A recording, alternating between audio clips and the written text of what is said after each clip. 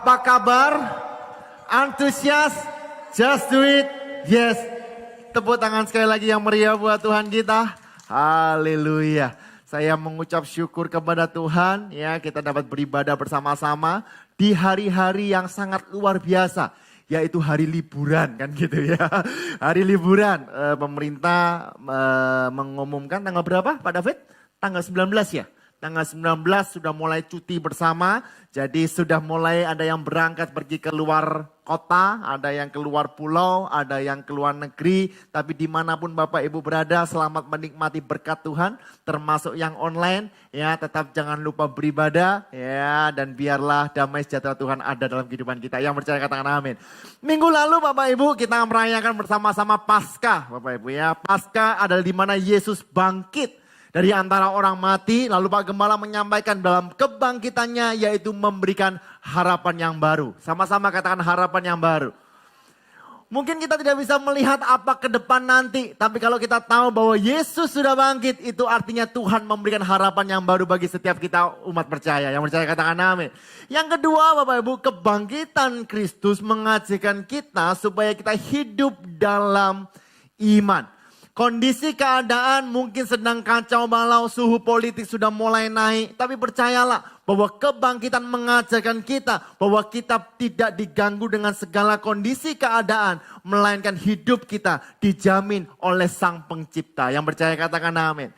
Lalu yang ketiga Bapak Ibu, kebangkitannya memberikan kita hak istimewa. Yaitu setiap kita orang percaya adalah anak-anak Allah. Kalau kita adalah anak Allah, maka setiap kita juga adalah ahli waris. Yang percaya katakan amin. Yuk kita angkat tangan kanan kita tinggi-tinggi di atas kepala. Sama-sama dengan saya katakan, saya adalah pribadi yang paling dicintai Tuhan. Saya adalah pribadi yang paling disayang Tuhan. Saya adalah pribadi yang paling diberkati Tuhan. Kuasa Tuhan atas saya melimpah. Dan saya lebih dari pemenang. Tepuk tangan yang meriah buat Tuhan kita. Nah hari ini Bapak Ibu saya akan sampaikan ya, setelah Yesus bangkit, ia menampakkan diri kepada murid-muridnya. Dalam kitab Yohanes 20 Bapak Ibu dijelaskan bagaimana Tuhan Yesus menampakkan diri terlebih dahulu kepada Maria Magdalena. Hari ini saya sampaikan dalam Yohanes 20 ayat 19 sampai dengan 23, yaitu kepada semua murid-muridnya. Yuk sama-sama kita baca Yohanes 20 ayat 19. Yang siap belajar bersama-sama dengan saya katakan amin. 2, 3. Ketika hari sudah malam, pada hari pertama minggu itu, berkumpullah murid-murid Yesus di suatu tempat dengan pintu-pintu yang terkunci karena mereka takut kepada orang-orang Yahudi. Pada waktu itu datanglah Yesus dan berdiri di tengah-tengah mereka dan berkata 2, 3, damai sejahtera bagi kamu. Bapak Ibu saudara Tuhan, ada sesuatu yang sangat unik dalam ayat ini. Dikatakan ketika hari sudah malam. Pada hari pertama minggu itu berkumpullah murid-murid Yesus. Artinya Bapak Ibu, murid-murid itu kumpul dengan kesengajaan. Sama-sama katakan kesengajaan. Bukan tidak sengaja tiba-tiba mereka berkumpul. Tapi murid-murid itu kumpul karena ada sesuatu yang mereka sedang bimbang. Ada sesuatu yang sedang mereka pikirkan yang mungkin tidak sesuai dengan harapannya. Karena itu dikatakan bahwa dia berkumpul di suatu tempat dengan pintu-pintu yang terkunci. Mengapa dia menutup pintu? Mengapa dia mengunci pintunya? Dikatakan karena mereka takut kepada orang-orang Yahudi. Nah Bapak Ibu saya coba selidiki kenapa murid-murid itu merasa takut Bapak Ibu. Nah ada paling tidak 4 argumen yang mau saya sampaikan Bapak Ibu. Yang pertama argumennya adalah mereka takut karena guru mereka telah mati. Nah Bapak Ibu ini bisa masuk dalam kehidupan kita. Kalau kita takut, kita nggak memiliki pengharapan, maka biasanya kita mengurung diri kita dan mengunci dari segala sesuatu masukan yang akan masuk dalam hidup kita. Yang setuju katakan amin. Ya, karena mereka takut Bapak Ibu, guru mereka mati. Masa depan mereka kira-kira tidak ada. Yang mengatakan bahwa aduh aku sia-sia melayani Tuhan. Aku sia-sia menjual. Aku sia-sia meninggalkan pekerjaanku dan mengikut Kristus. Buktinya dia mati. Ya, tapi yang kedua Bapak Ibu, Matthew Henry berkata Bapak Ibu ya bahwa mereka takut dituduh mencuri tubuh Kristus yang sudah hilang dari kubur. Karena kalau Bapak Ibu baca ayat yang pertama Bapak Ibu bahwa mayat Yesus sudah hilang. Tubuh Kristus sudah tidak ada. Ya, mereka takut bahwa mereka dituduh. Bahwa mereka yang mencuri. Padahal mereka tidak mencuri. Tapi yang ketiga Bapak Ibu mereka merasa bahwa orang Yahudi akan menghakimi mereka. Karena Bapak Ibu Yesus sudah dihakimi maka mereka memiliki pikiran bahwa saya yang selama ini mengikut Yesus terutama Petrus yang membela Yesus di Taman Getsemani Bapak Ibu. Dia merasakan bahwa wah jangan-jangan nanti aku juga dihukum. Nah yang keempat Bapak Ibu mereka menutup diri akan fakta kebangkitan Kristus. Artinya apa? Mereka nggak percaya juga Bapak Ibu bahwa Yesus sudah bangkit. Nah apa hubungannya ini dengan kehidupan kita sehari-hari? Perhatikan Bapak Ibu.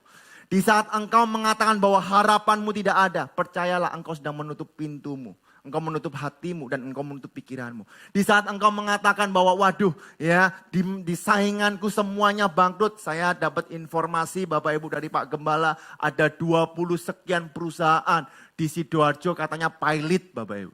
Ya, saya mau beritahu Bapak Ibu. Ya, Tuhan memelihara setiap kita semua. Yang percaya katakan amin. Ya, mungkin Bapak Ibu ada yang valid, tapi saya percaya bahwa orang-orang yang percaya dan berharap kepada Tuhan, pengharapannya tidak pernah hilang, akan selalu ada sesuatu yang baru yang Tuhan sediakan dalam kehidupan kita.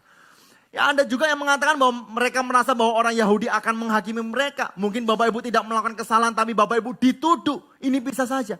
Tapi sebenarnya yang terpenting adalah jangan sampai kita takut lalu kita menutup diri dari fakta bahwa Yesus sudah bangkit. Yang percaya katakan amin. Ini adalah tafsiran dari Bruce Milne Bapak Ibu. Nah perhatikan saya ada quotes untuk memperjelas ini.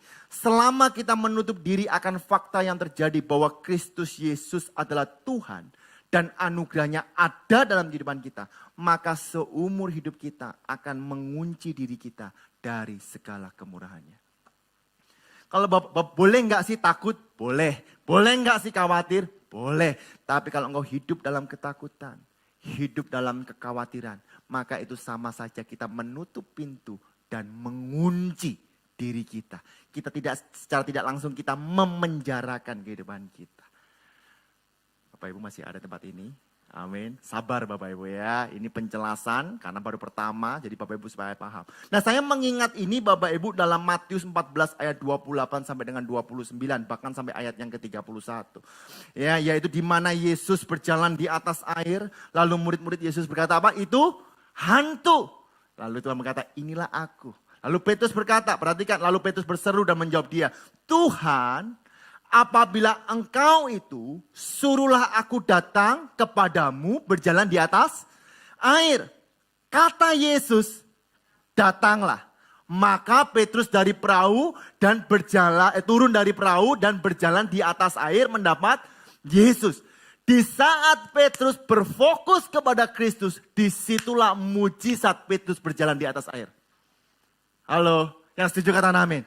Karena itu kita belajar 1 tahun ini hidup berfokus Kristus. Kenapa? Karena kalau kita berfokus Kristus, kita percaya dengan sadar bahwa fakta setiap langkah kita adalah mujizat yang sudah disediakan. Yang percaya katakan amin.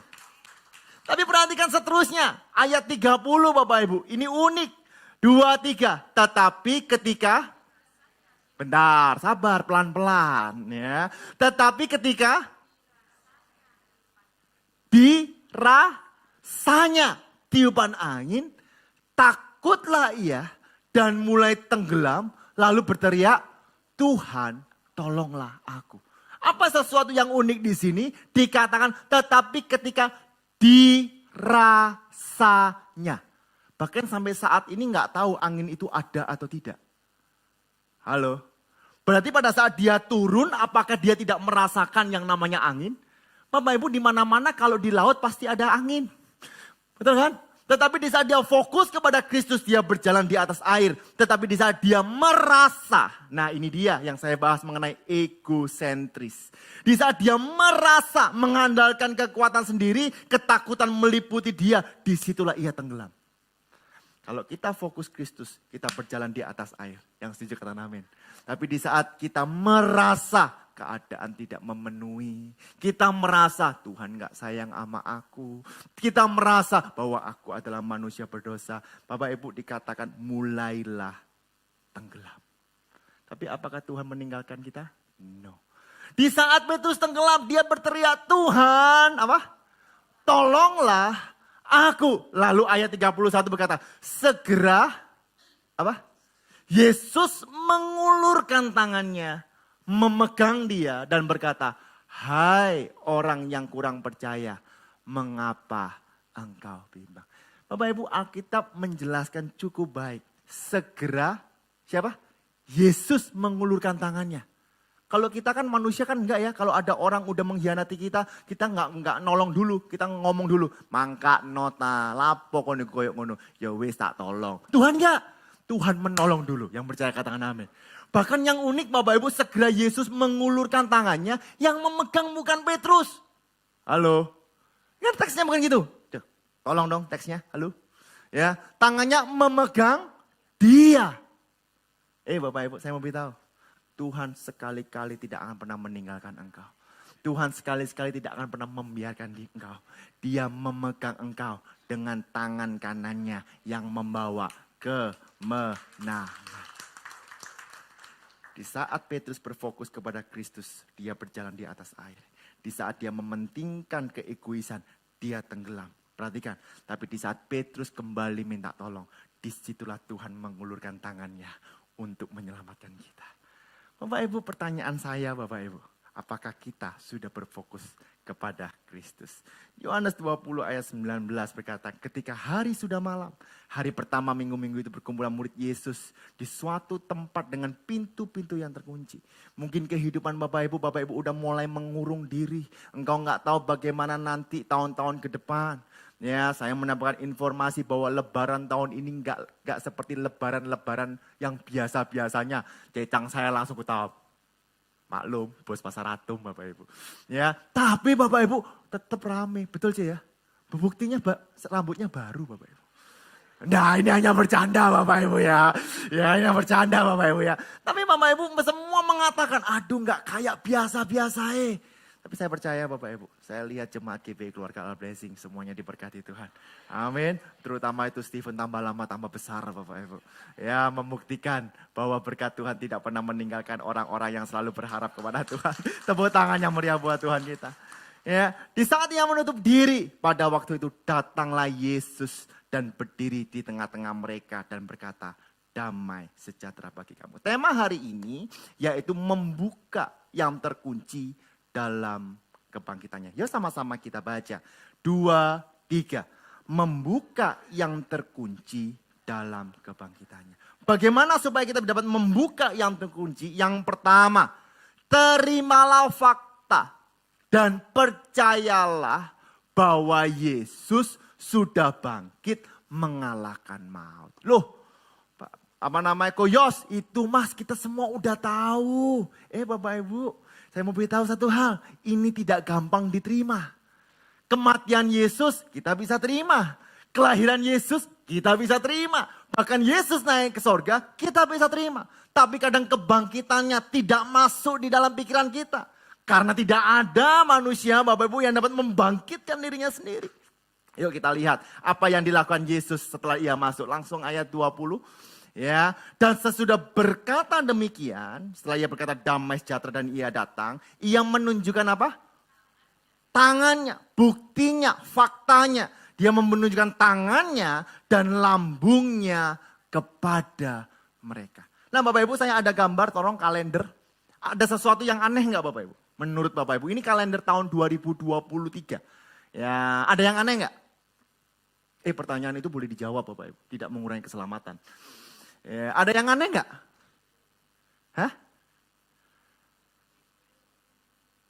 Liburnya Sabtu Minggu. Oh, nggak ada cuti bersamanya, Pak. Oh, no, Bapak Ibu ya.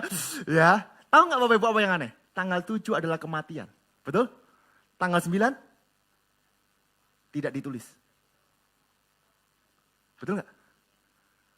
Halo? Berarti orang luar itu tahu bahwa Yesus mati. Tapi yang nggak percaya bahwa dia bangkit. Lihat nih.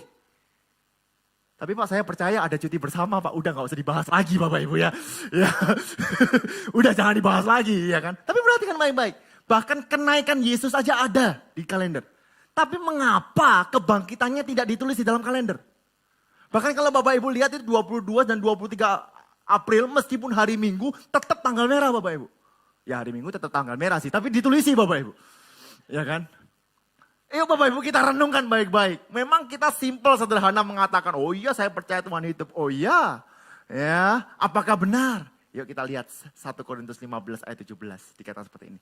Dan jika Kristus tidak dibangkitkan, maka sia-sialah kepercayaan kamu dan kamu masih hidup dalam dosamu. Yuk Bapak Ibu kita renungkan baik-baik. Banyak orang berkata, ya aku percaya. Dalam hati kita. Apakah kita percaya? Atau kita hanya melihat bahwa kebangkitan Kristus hanyalah sebuah isapan jempol? Apakah sebuah dongeng biasa? Saya mau beritahu, kebangkitan Kristus bukan hanyalah sebuah dongeng.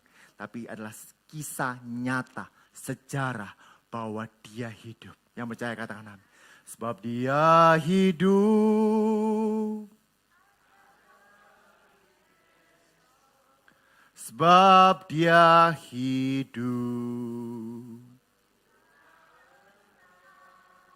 Terus karena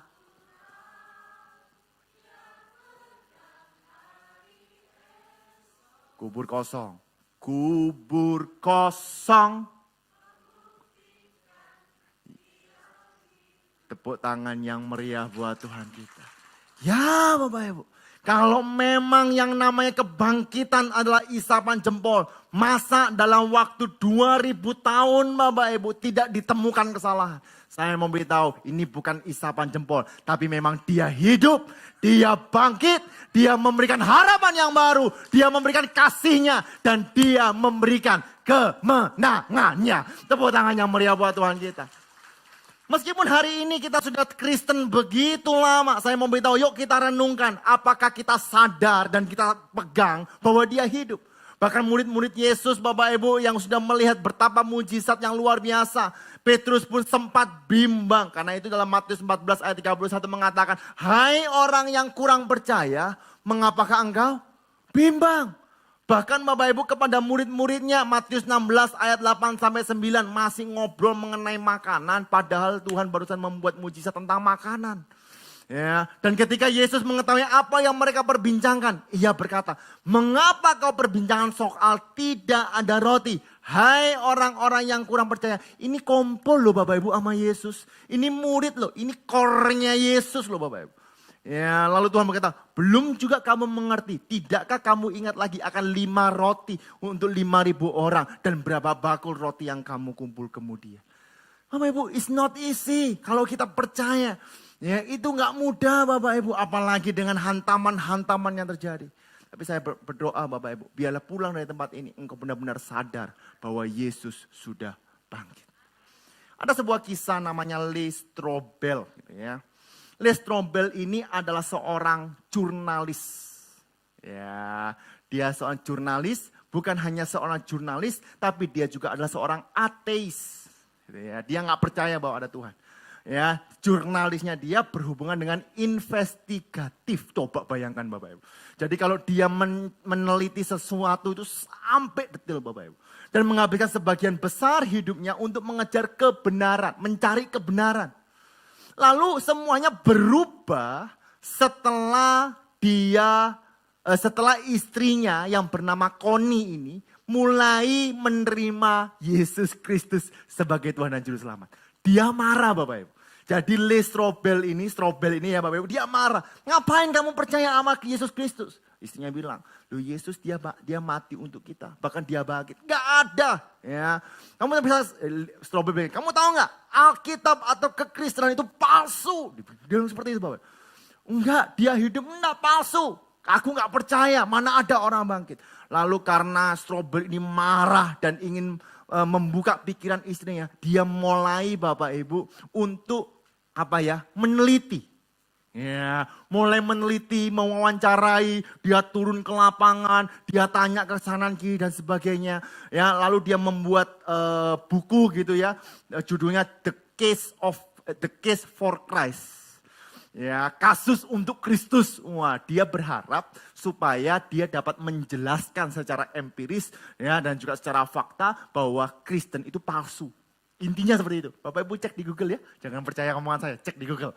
Ya, namun Bapak Ibu, semakin Strobel mengejar kebenaran, semakin banyak bukti yang ia temukan bahwa Kristus benar-benar bangkit.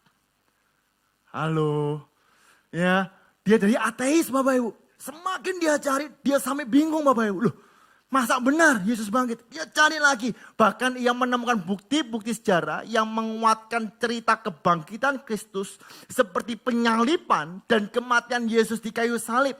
Yang didukung oleh catatan sejarah serta kesaksian orang-orang yang melihat Yesus hidup.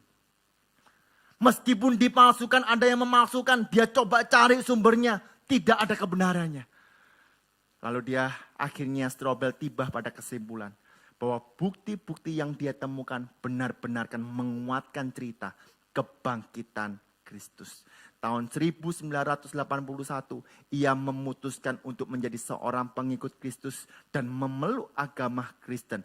Ia memulai karirnya bukan menjadi ateis lagi, tapi menjadi orang percaya. Hari ini Bapak Ibu, ia menulis banyak buku mengenai Kristus adalah fakta bahwa dia bangkit. Dia mati dan dia menyelamatkan setiap kita semua. Ini adalah karyanya Bapak Ibu. Tolong atas. Ini karyanya. Ini bukunya dia semua Bapak Ibu. Ya, Pak David baru tulis satu buku ya Pak David ya. Ya, ini bukunya dia semua Bapak Ibu. Cek di Google.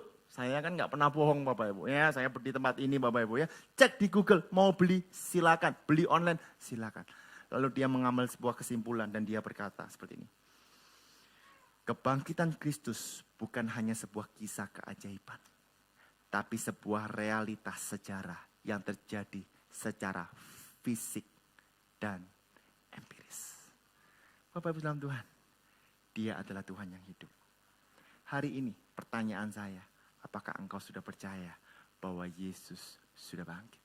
Bukan hanya ucapan, tapi dalam hati. Kalau engkau percaya bahwa Yesus sudah bangkit, maka poin yang kedua, ya, dikatakan terimalah fakta dan percayalah bahwa damai sejahtera Kristus berbeda dengan dunia ini.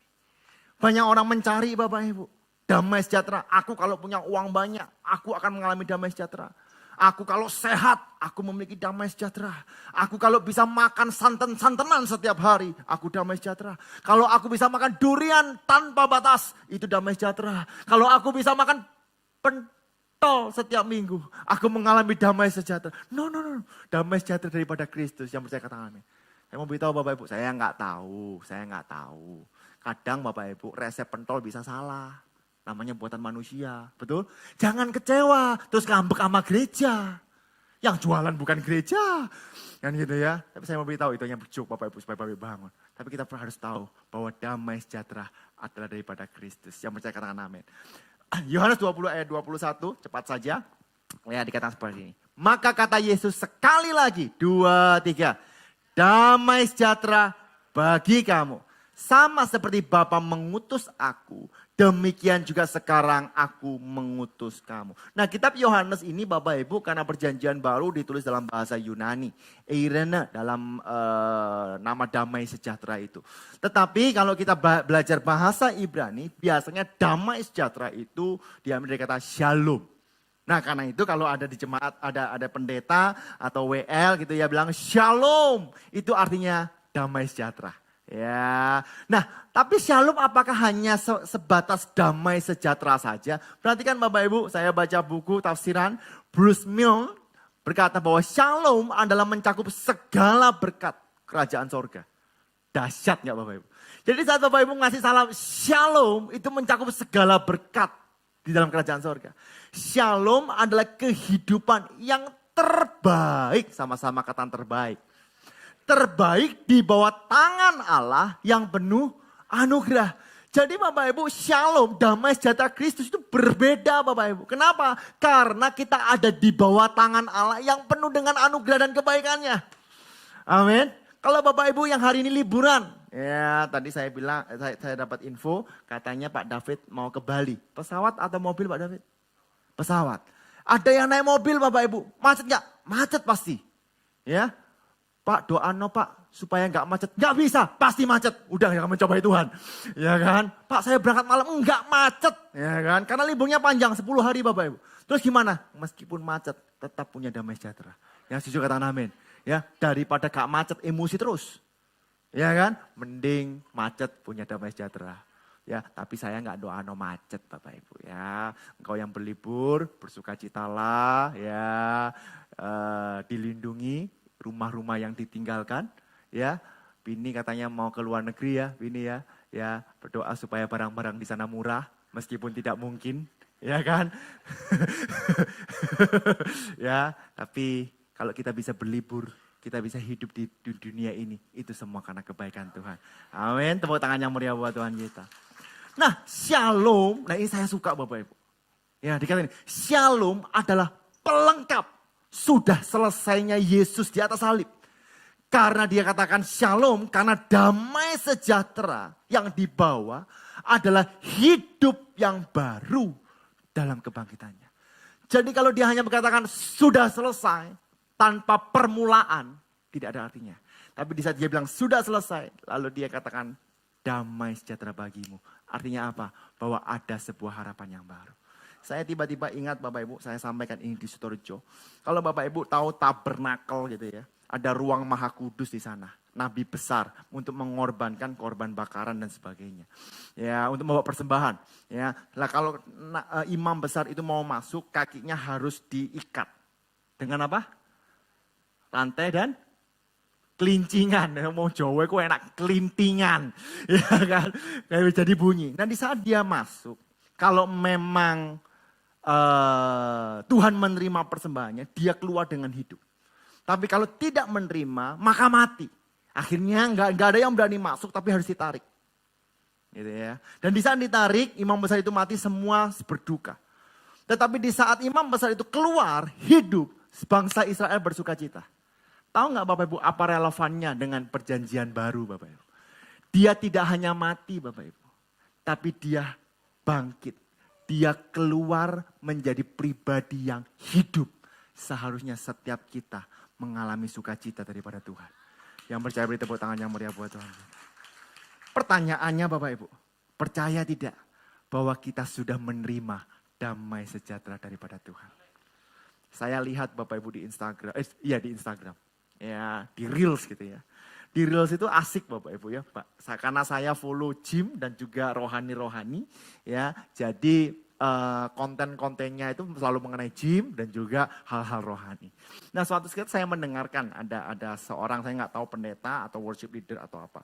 Dia bilang seperti ini, Tuhan, wajar nggak sih Tuhan kalau aku capek dalam dunia ini? Ya, dia bilang gitu, capek. Tuhan, wajar nggak Tuhan kalau aku kecewa dengan hidupku? Dengan suara ayunan koalyong main, kelinding gitu Bapak Ibu. Seolah-olah ada suasana gitu ya. Lalu Tuhan, wajar nggak kalau aku hilang kepercayaan kepada Engkau dengan masalah yang aku hadapi? Saya langsung ganti, yo kak wajar. Orang percaya nggak boleh kecewa, betul?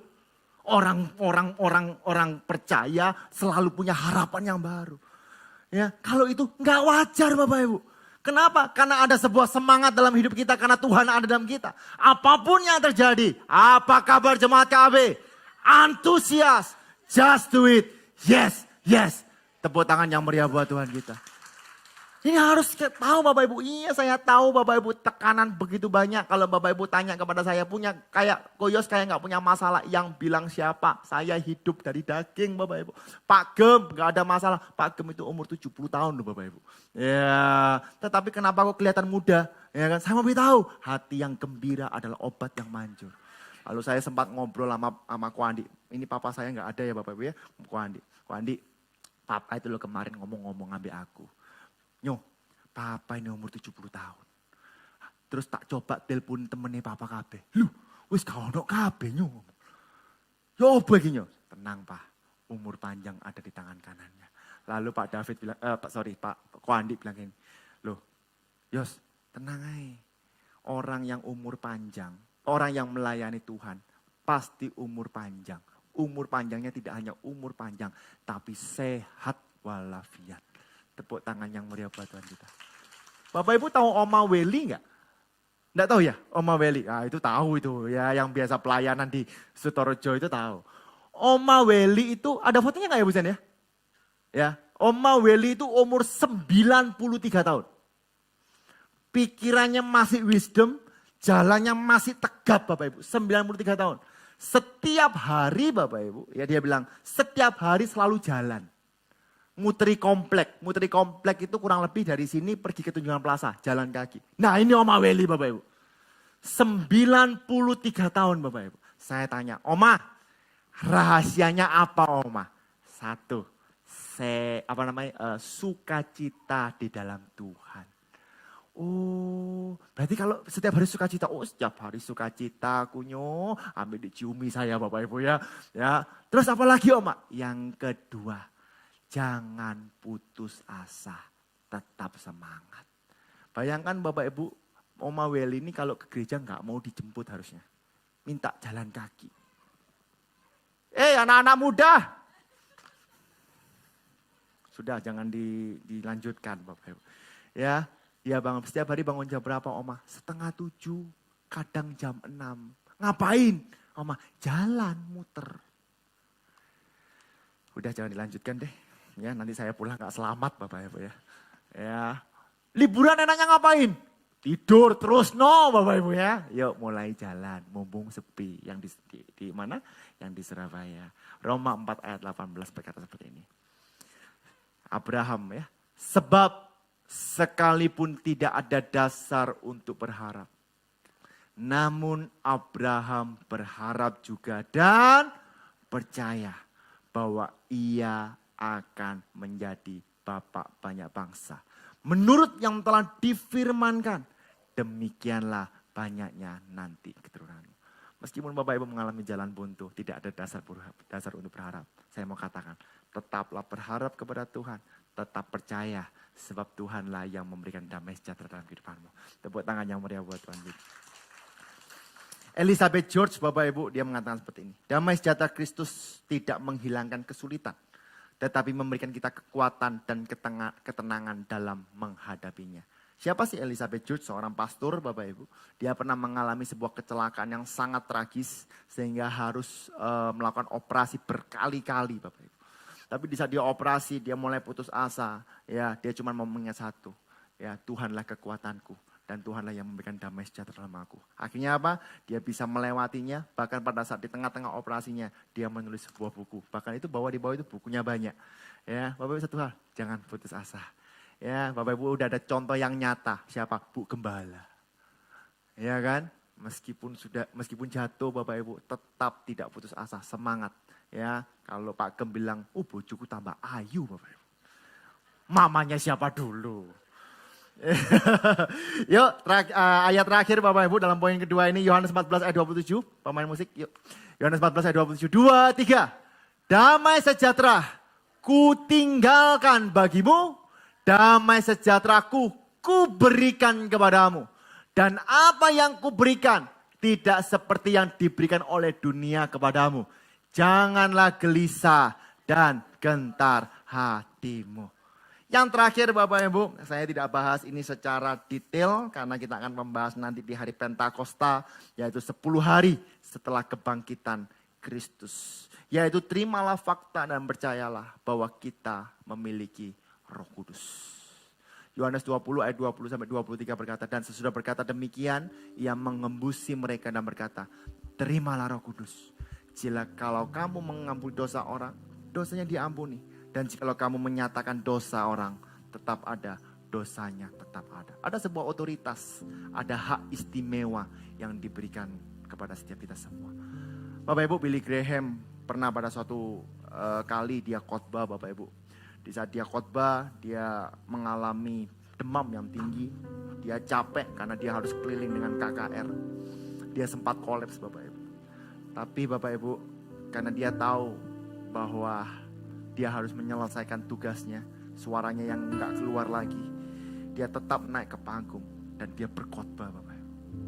Ya, di saat penyembahan Bapak Ibu, dia berkhotbah, dia nyanyi. Tiba-tiba ada sebuah kekuatan yang baru. Lalu dia menuliskan statement ini, hanya melalui kuasa Roh Kudus kita dapat mencapai kesuksesan dan kebahagiaan sejati dalam hidup. Roh Kudus membawa kita kepada Kristus dan membuka mata hati kita untuk menerima kebenarannya. Kalau hari ini Bapak Ibu, saya ada di tempat ini, saya percaya betul bahwa itu kuasa Roh Kudus. Kalau hari ini gereja GB Keluarga Allah Blessing bisa berdiri, itu semua karena kebaikan Tuhan. Itu semua karena Roh Kudus yang melawan setiap kita semua. Kita nggak bisa apa-apa Bapak Ibu. Ya, kalau Bapak Ibu melihat kondisi Pak Gembala gitu ya, kalau Pak Gembala cerita itu Bapak Ibu, ya semua akan geleng-geleng Bapak. Kok iso jadi gembala? Ya, jangan bilang-bilang ya Bapak Ibu ya, rahasia antara kita ya. Ya, tukang copet Bapak Ibu, kumpulannya orang gila. Ya, dibuang pergi ke Semarang Bapak Ibu. Ya, wah banyak hal kejadian-kejadian. Saya cerita enggak ini ya? Tolong jangan beritahu siapa-siapa ya Bapak Ibu ya. Ya. Jadi karena di sekolahnya dulu Bapak Ibu yang cowok lebih banyak daripada yang cewek, dia itu main truth or dare gitu ya. Ya, jujur atau tantangan. Dia bilang dare, kalau kamu berani kamu ciuman cewek itu. Bapak Ibu dipegang Bapak Ibu. Masih kecil dulu, jadi bahas Bapak Ibu ya. Dipegang, dia saking nakali Bapak Ibu. Ya, kalau hari ini bisa jadi gembala sidang. Kuat, sehat. Ya, itu semua karena kebaikan Tuhan. Dan Bapak Ibu ada kabar gembira untuk setiap kita semua. Ya, bahwa izin Gading Pantai FKUB sudah jadi. Amin. Besok akan masuk ke Departemen Agama, lalu SKRK ya, SKRK, lalu IMB, ya kita akan melihat bagaimana Gading Pantai berdiri dan semua untuk kemuliaan nama Tuhan. Bisa ada suratnya, Bu Sen, ya penyerahan FKUB kemarin Bapak Ibu. Jadi kalau Bapak Ibu kemarin ngelihat status saya di nasi padang itu bukan saya makan Bapak Ibu ya, tapi mengajak beliau-beliau ini suratnya Bapak Ibu. Ya yang tengah itu Pak Yasid. Ya, dia ketua dari FKUB. Ya, ada yang dari ini yang sebelah kanan ini, sebelahnya Pak Gembala itu Pak Helbert dengan Pak Okta. Ya, Pak Okta ini yang membantu mengurus. Lalu Pak Yasid, dua ini saya nggak tahu namanya Bapak Ibu. Ya, tetapi yang satu dari MUI ya. Ya, MUI dari seberang Bapak Ibu. Nah banyak Bapak Ibu, kurang lebih ada 25 orang. Ada yang dari Konghucu, ada yang dari Buddha, ada yang dari Hindu, semua Katolik dan sebagainya. Dan mereka menandatangani dan juga berkata seperti ini, Pak, kalau ada apa-apa langsung telepon saya. Kalau saya bisa bantu, saya bantu. Saya percaya Bapak Ibu, biarlah Tuhan yang kirim orang-orang yang berintegritas dan berkomitmen untuk menyatakan kemuliaannya. Yang percaya beri tepuk tangan yang meriah buat saya. Saya simpulkan Bapak Ibu, ya kalau engkau menutup dirimu dengan keadaan kenyataan, entah itu masalah, entah itu engkau ditekan dan sebagainya, Bapak Ibu, Tuhan datang untuk membuka pintu-pintu, untuk membebaskan engkau dari belenggu-belenggu. Satu, sadarlah bahwa Yesus sudah bangkit. Renungkan baik-baik. Kita sering mengatakan Yesus bangkit, Yesus bangkit. Pertanyaannya, apakah kita sadar betul bahwa Dia sudah bangkit? Lalu yang kedua Bapak Ibu, sadarlah kita hanya memerlukan damai sejahtera Tuhan dalam kehidupan kita. Kondisi keadaan tidak bisa mengganggu kita kalau damai sejahtera itu ada di dalam hidup kita. Dan yang ketiga, percayalah bahwa kuasa Roh Kudus ada dalam kehidupan kita. Saya berdoa biarlah kebenaran firman Tuhan ini menguatkan setiap kita semua. Dan saya berdoa setiap kita menerima kuasa kebangkitan daripada Tuhan. Tuhan Yesus memberkati.